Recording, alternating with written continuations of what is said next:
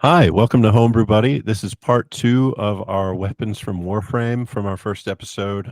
We just ran over time, so we've decided to cut this into 2. Again, this is just some of my homebrew to show these guys, get some feedback, because we're demoing what our show is about.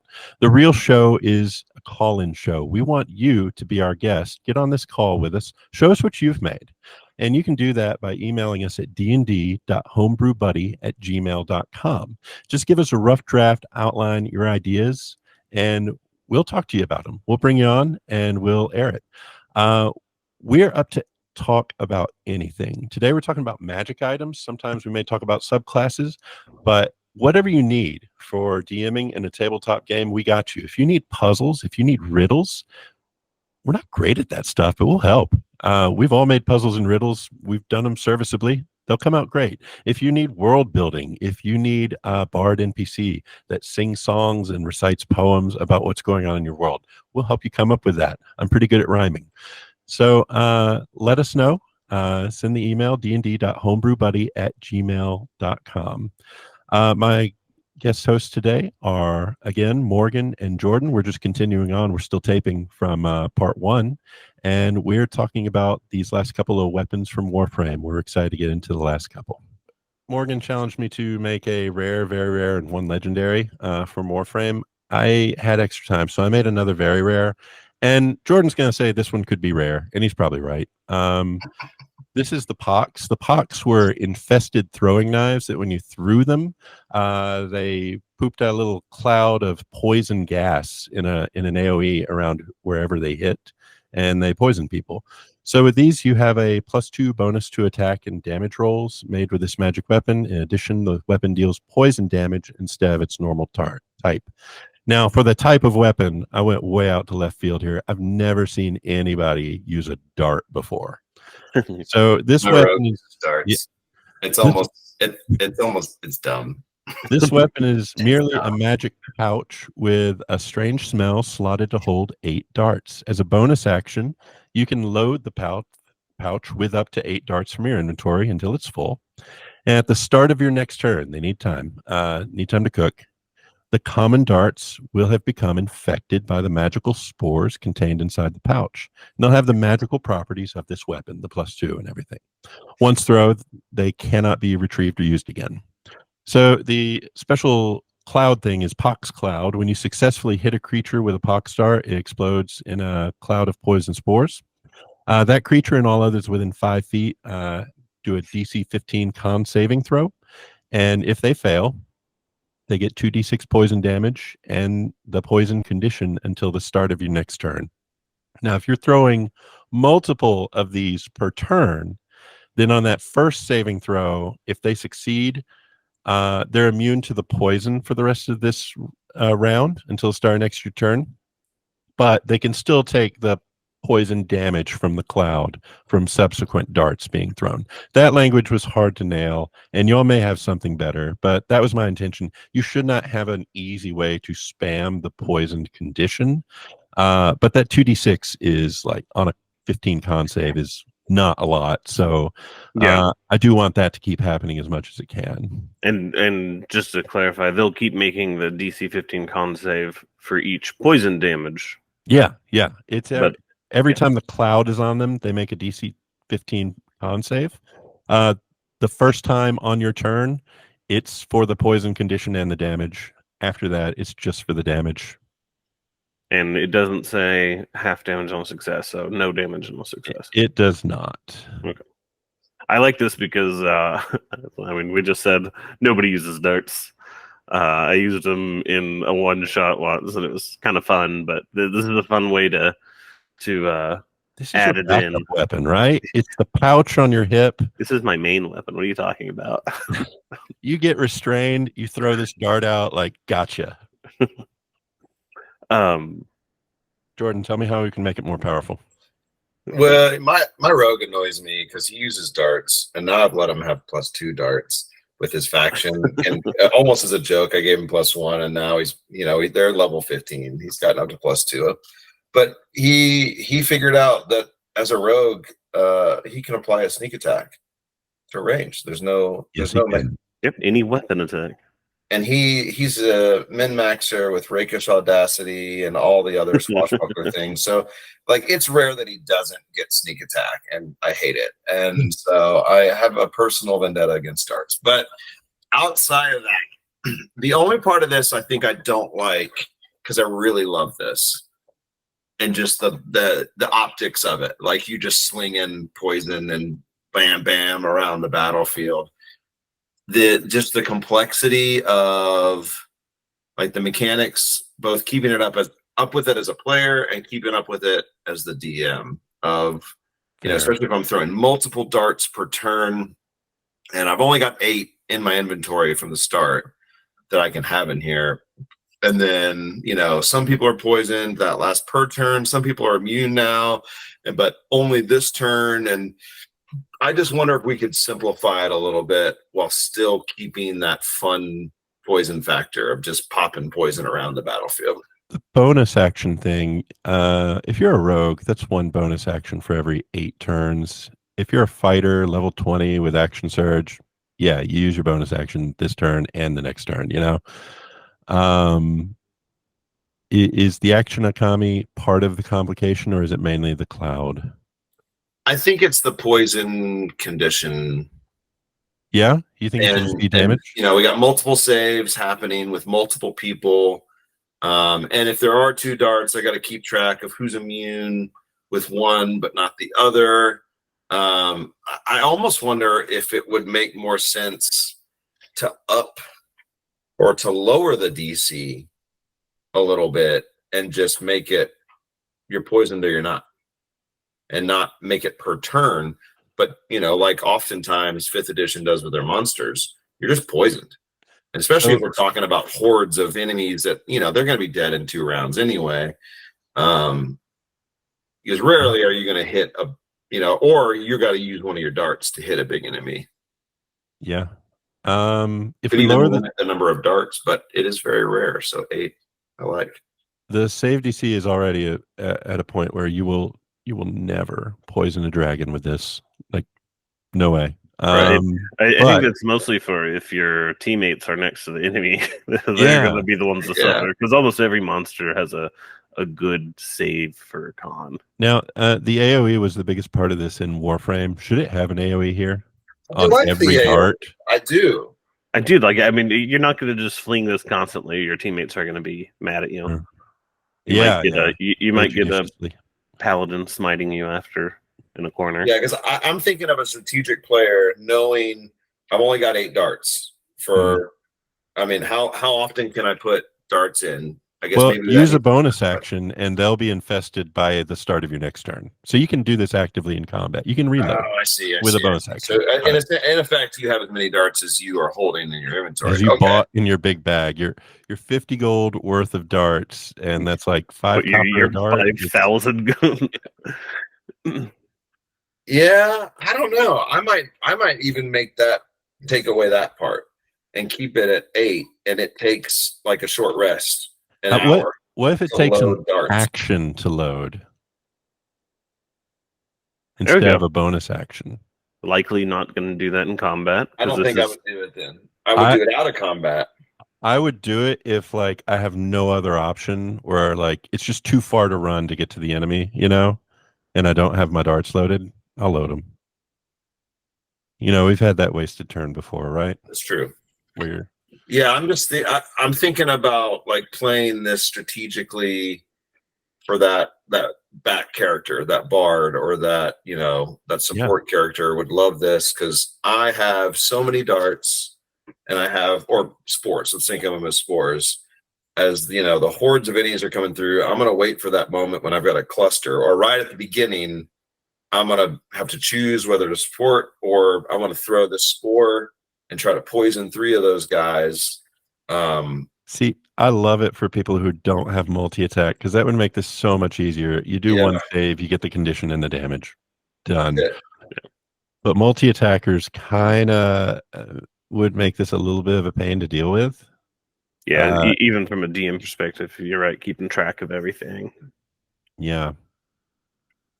Or, I mean, I can see it as being pretty fun, though. Like if I'm a fighter, a barbarian, a rogue, there's a group of 3 enemies, so I'm first gonna lead with my spore attack, try to poison all 3 of them, and now I'm gonna run in and hit them all. Yeah, no, and that'd be fun. It'd be a lot of fun, Mhm. but I wouldn't want that to be just an unlimited battle thing. Like either it takes like 10 minutes or something to load a new pouch of darts, and I only have so many for each battle. What if it's an action to load and you only get 4 darts? It's not bad. Yeah. Then I'm always starting the battle with 4.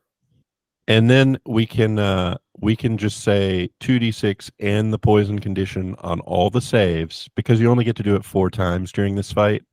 And this fight probably doesn't last 4 rounds. So if you're like a single attacker like the Bard or the Rogue, you know, you're kind of set. But And most likely they're melee and they're going to move towards you or your teammate. So you maybe not even get all 4 rounds. if we make it an action and 4 darts and then change Poison Cloud to just be not do that poison immunity after the first save, and keep the DC about where it is that good?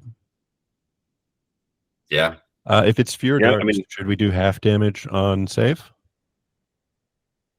It's like 1d6 equivalent, so it's not much, but yeah, I mean, you also run into how the poison condition, if they get it while you're still attacking, then they'll have disadvantage on any more saves they have to make for that turn. Oh yeah, which is great, I think, because great for the we're multi-attack, changing it Poison's fewer a darts. powerful condition in a big battle. Yeah, I think only having 4 darts and an action to load them would be good. Like if you were desperate and you really wanted to poison somebody, you could use your action to reload. Mm-hmm. Yeah. And yeah, three I don't think three or most four. people will do it, but it does give the opportunity.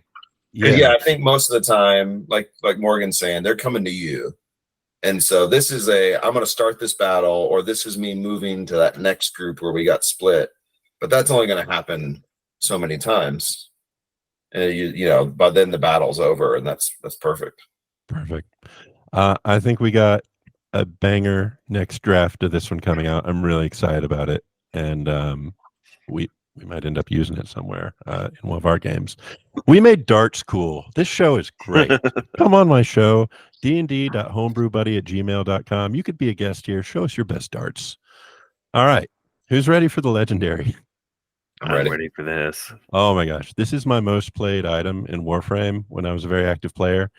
They have the craziest guns imaginable in that game, but this is a very regular bow. It shoots an arrow straight in front of you.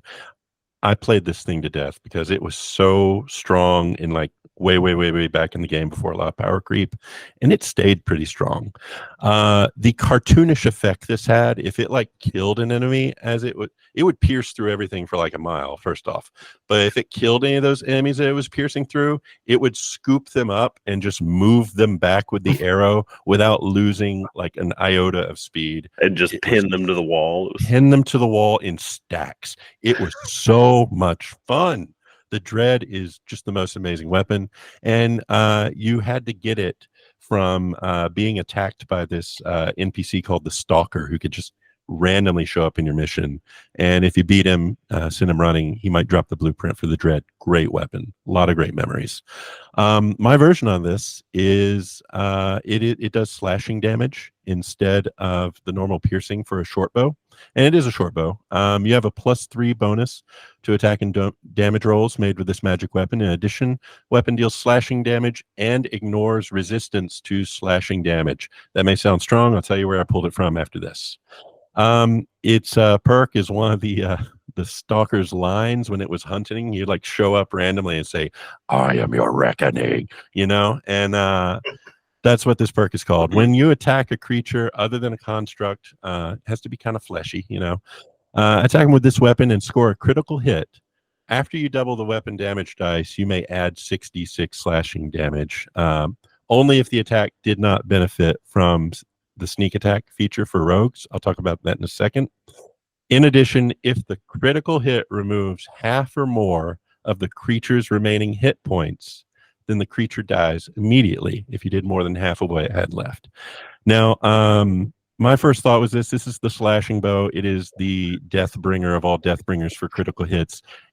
I tried to copy the Vorpal sword into a bow, and that's where the ignores resistance to slashing damage comes from. That's a Vorpal sword mechanic, and as you know, Vorpal sword beheads on a crit, and there are exceptions to that if they have like legendary resistances, or if they're too big, or if they have too many heads to die from that. But it is like an instant killer, DM's nightmare. This one is like an execute mechanic. It is not guaranteed to be instant death. But for a rogue, if you're getting this at tier 4 play and you're doing on a crit an additional 18 or 20 d6 of damage from your sneak attack, doubling that and calculating that for the execute, that gets crazy. That is why I excluded it from the extra bonus damage. The extra 66 bonus damage is for your fighters and rangers and the like, so that they do a moderately big crit with their multi-attack when they get to fish for crits. So they got to get the enemy lower in health than a rogue does to execute them. But I didn't want that being on rogue sneak attacks. If they don't have advantage and they don't get their sneak attack or something, they still get the 66. But yeah, I just don't need, let's see, 2d6 for the weapon crit and then 20d6 for the sneak attack, and then another 6. That'd be 28d6 plus dex plus 3. And it's a bit much, right? Yeah. Yeah. It was a judicious decision on my part. Y'all support it. My game. Huh? We start doing that. I'm banning rogues from my game. Ban rogues. What do we think of this one? I love it. Yeah, I mean, just like you said, I imagine going back to Warframe and having this bow, even though I came in later, it was still a great weapon to have, just pinning those bodies to the wall. My most used weapon in probably a few thousand hours of play. No, I like it. I know you mentioned, ignoring resistance to slashing damage as being strong. I don't think that's strong. Yeah. Overtly strong. There's really most of the ones that resist one of the physical damages are only when they're non-magical, which is a magical weapon. Yeah. So a nice little bonus there. I feel like I'm pulled Jordan. I feel like it's missing something. I think it's power. I mean, for legendary. Maybe not. I have an idea. While you were talking and describing this bow from the game, here's my thought. Are you thinking it hits the person behind the person you're shooting? Because I wanted to do that too. Yeah. So what about some sort of mechanic?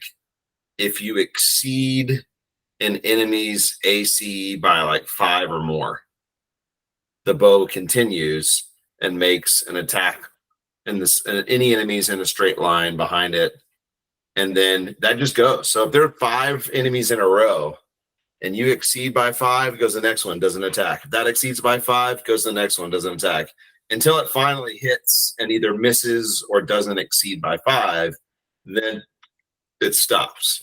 What if it's exceed by 2 and then exceed by 5 for the remaining? Yeah, I like that. Yeah, I like just give it, just guaranteed. Yeah, that first one. It's not going to happen that often. Yeah, I mean, they're going to have to move quite a bit. Lining up more than 3 enemies is going to be difficult. So yeah, the first one is just a win. You line up 2 enemies, you get lining up more than one, and you have to roll for both. And then after that one, everyone exceeded by 5, the arrow continues. And do you think there should be some caveat in there, like if you're not critting on the first one, you can't crit on any of the follow through? I imagine. Yeah, there's the crit perk. If you crit in like 3 in a row, well, first of all, you deserve to do whatever you're about to do. But should we stop them? We are all DMs here. Think of this. It's a 5% chance. You crit on any of those, they're all crits. Well, I mean, I would like to give it to him, but it just, it goes through the first one. All right. If you are a level 20 champion fighter, congratulations. You made it to level 20 as a champion fighter. You deserve this. And you get like 2 action surges a day. You can shoot this 8 times a turn. They did have the most boring last 7 levels, didn't they? They did. But 8 times a turn. Yeah, and their crit threshold is 18 champion fighters at that level. So I mean, there's the wrong person to give this to, certainly. Yeah. I mean, that's also. I mean, this is a That's true of legendary a lot of weapon. things. This is DM discretion when you're handing out legendary level weapons. That's true. I mean, Well, yeah, that's the nice part about your attunement. You are giving it to them when you want to give it to them. That's true. Yeah, the attunement in this is like you have some kind of stalker drop in, and they have to beat him and take it. That's, I mean, that's just Warframe flavor for the Warframe fans who stumble upon this video and make it this far. Thank you. Welcome. Please subscribe. Yeah. Actually, I had a thought for the I Am Your Reckoning too. A slight adjustment there. Yeah. Go ahead.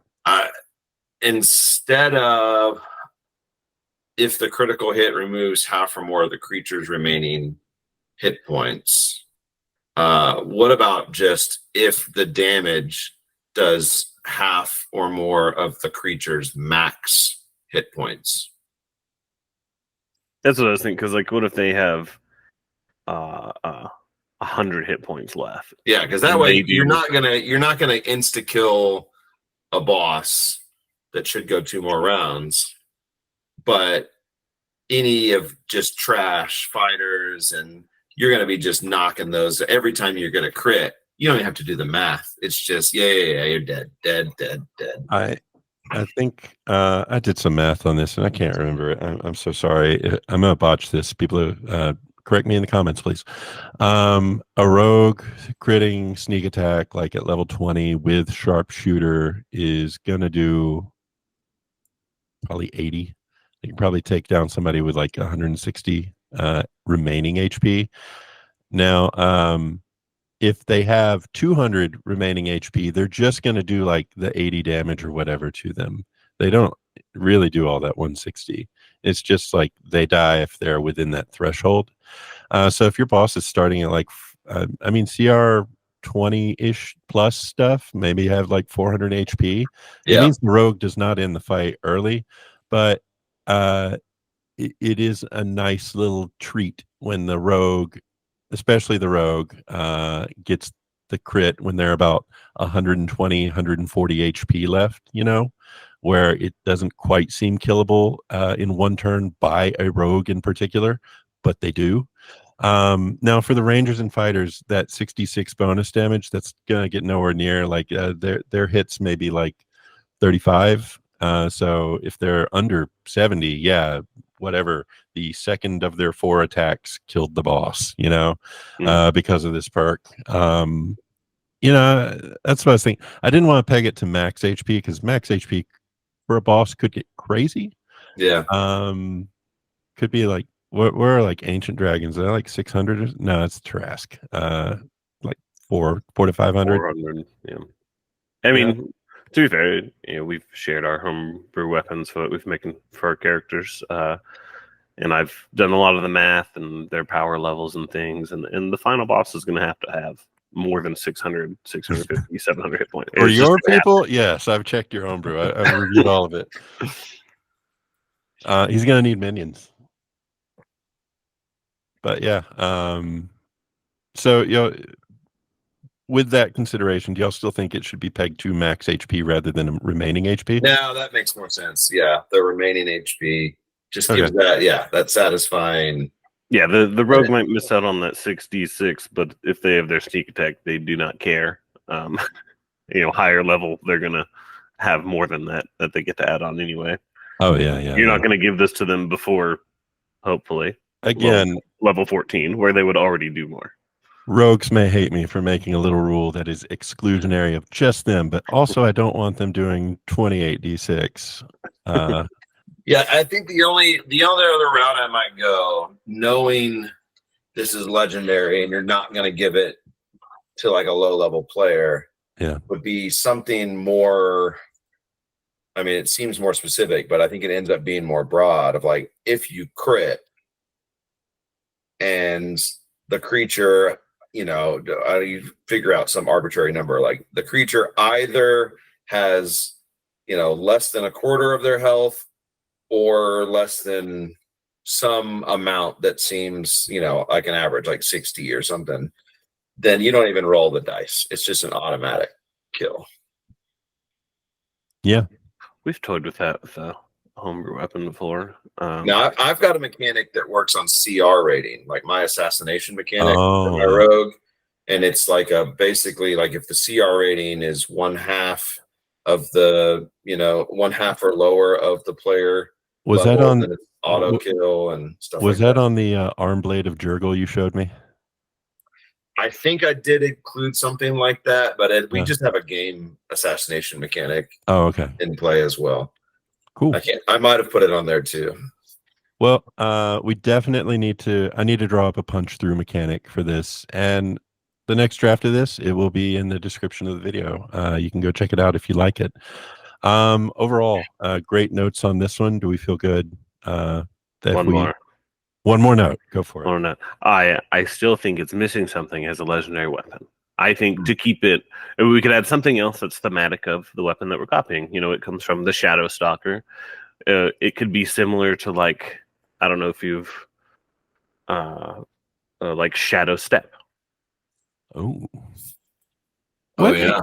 They can teleport from an area of dim light or darkness to another area of dim light or darkness within 60. Adding just some feature. I know that's an action. Maybe we alter it. Maybe make their own special version that isn't Shadow. Or even they can use a bonus. bonus. If they're in dim light or hidden, they get like an additional +5 bonus or something crazy like that. Or the Shadow Step, I also like into Shadow. Maybe a bonus to hit. I don't want to give advantage on this. No. Darkness. Yeah. Because you're fishing for crits. You're fishing for crits already. Yeah, but a little plus hit bonus, like a +2 or something. Yeah, that would be really good. Especially with that punch through, having a hit threshold after, what did we say, the third enemy? Yeah. So if you're in a Shadow and you've got 4 guys lined up, perfect. Yeah. Yeah. I feel good about this one. I think we can make another version that's really great. I'm excited about it. Before we go, I have a bonus, and that is the Shadow Stalker himself. Oh. Yeah, I saved this one for a little surprise. That's the V1 Stalker. He got an upgrade in the game, but I always love the version 1 version. He's just an assassin that's like crafted by this false god, and he's sent after you kill random bosses throughout the game.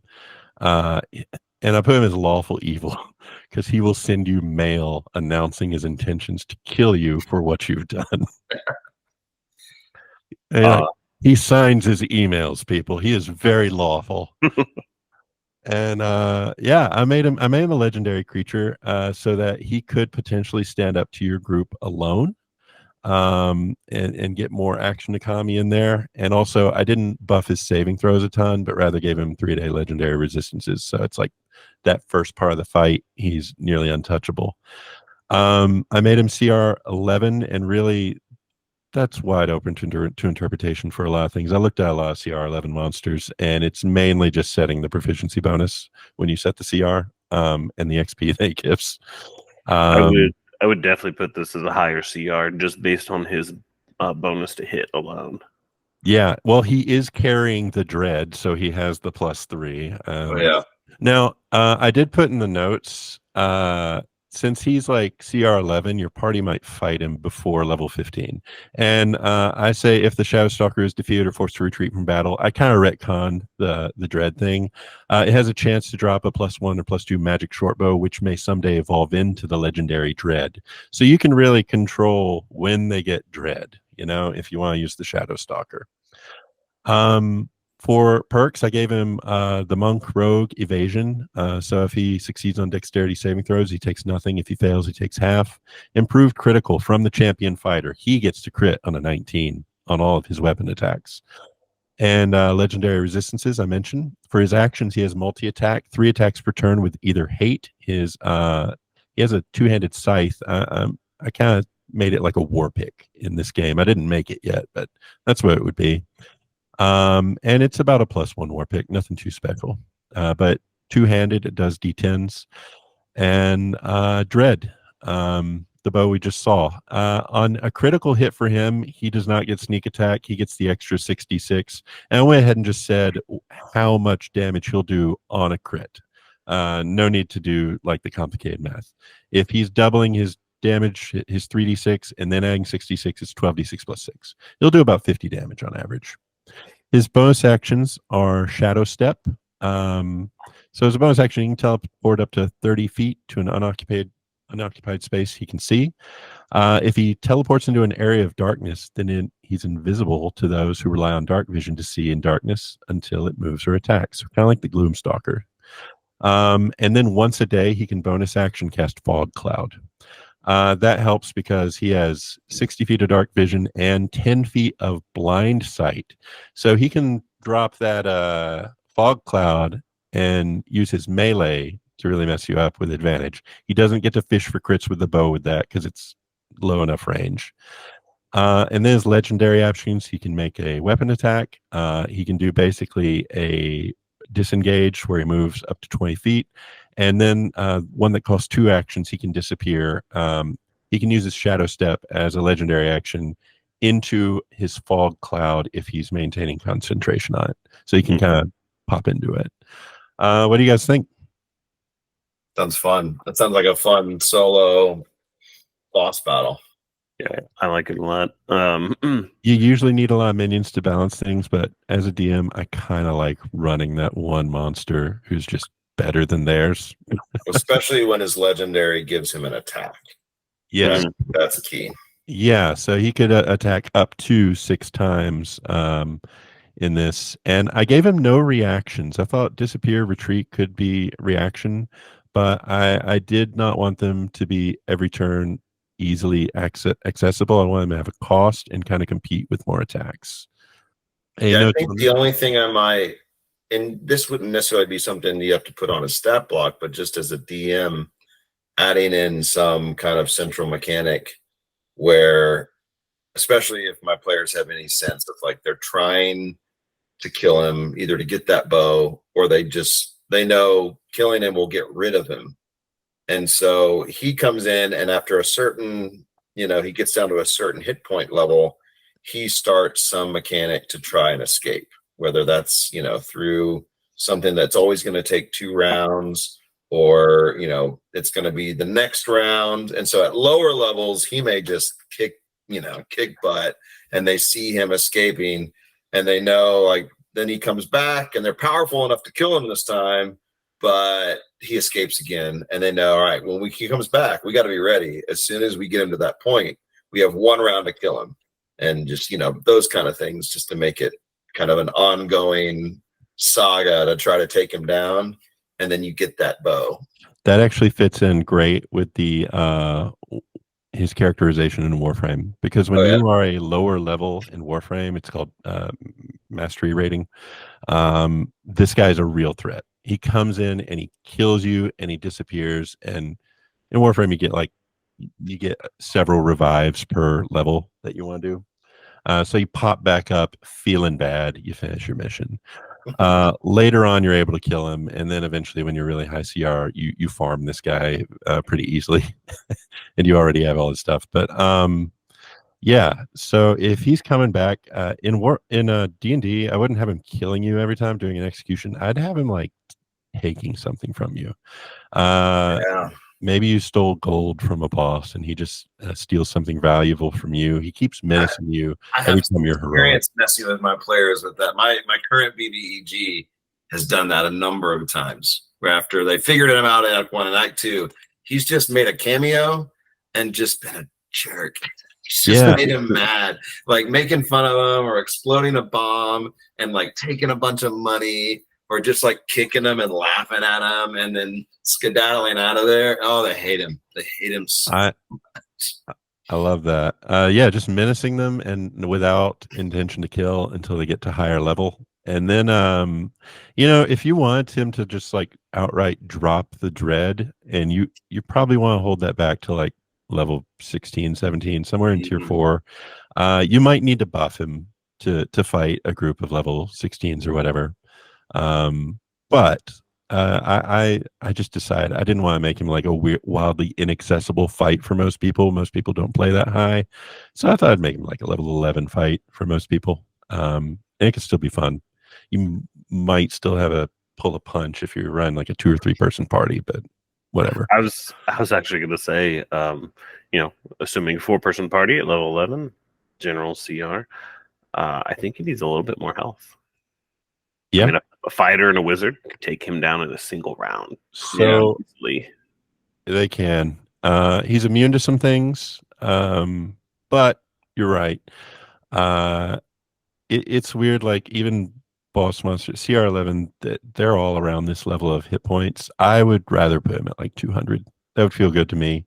I didn't want to make him way overpowered for where I thought. And I assume he's probably only popping up if he's in dim light or darkness anyway. So he's exactly always he can have an advantage unless someone pulls a light out or they figure that out about him. Yeah. But yeah, I want him to be dangerous, but not unbeatable. I want him to be like a really, really threatening fight. You get hurt a lot fighting him, no matter what. Even if you kill him in one round, he almost killed you. Now, would he pop up kind of in between adventures, or might he just randomly appear in the middle of a dungeon? In the game, it would be right in the middle of a dungeon. He's been hunting you everywhere you go. That in and of itself could be more appropriate to make him like a lower level if you're introducing like this escape mechanic where he's really just annoying them. He's coming in and he's just doing a bunch of damage, using up their spell slots, maybe taking something, but they just dread him popping up. They start to become wary of walking into dark areas, thinking, "Oh my gosh, we don't want to summon the stupid Shadow Stalker before this boss." I don't want to traumatize him too bad, but yeah, it's traumatize my players. I thought he was a great villain, even though he's always just kind of like a side villain. I loved him. Everybody loved him. He's like the most popular character in the game. But yeah, I think those are great notes for how to run him, how to improve him. I don't make a ton of monster stat blocks, so certainly tweaks could be made here. I'm not an expert, and I did not say this at the top of the show, but we are not doing the show to establish ourselves as experts on this topic. The reason we do this is just because we want to show anybody can do this. You can help each other out, and we want to help you out in the same way. The reason I got the idea for this show was just Discord channels with these guys and a couple others who will rotate through as co-hosts as well. They're just being helpful, and they're not celebrity DMs. They're not Wizards of the Coast employees. They're not like credentialed. They're just friendly and helpful, and that's what we want to be for you. So again, if you're interested in being on the show, email us at dnd.homebrewbuddy@gmail.com. Send us your rough draft and notes, and we'll schedule you for a call. Guys, do you have any closing thoughts? This is fun. Yeah. You want to do it again? Yeah. I hope somebody emails us so we can do it again. That would be awesome.